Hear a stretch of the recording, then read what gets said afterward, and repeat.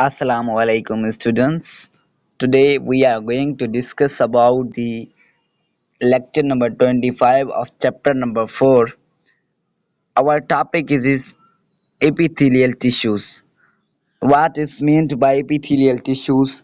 Epithelial tissues are present on the surface of skin and lining of small intestine. And number second point is epithelium tissues are made up of single layers of cells called simple epithelial tissues, and those contain one or more layers called stratified epithelial tissues. There are three types of epithelial tissues.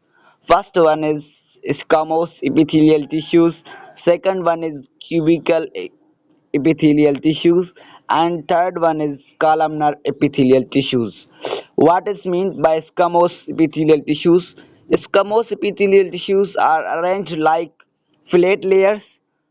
If the squamous tissues contain one layer called simple squamous epithelial tissues, and if the squamous tissues contain more than one layer, that are called stratified squamous epithelial tissues.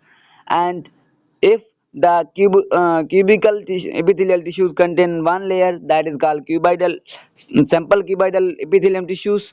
And if the cuboidal tissues contain more than one layer, that is called stratified cuboidal epithelium tissues.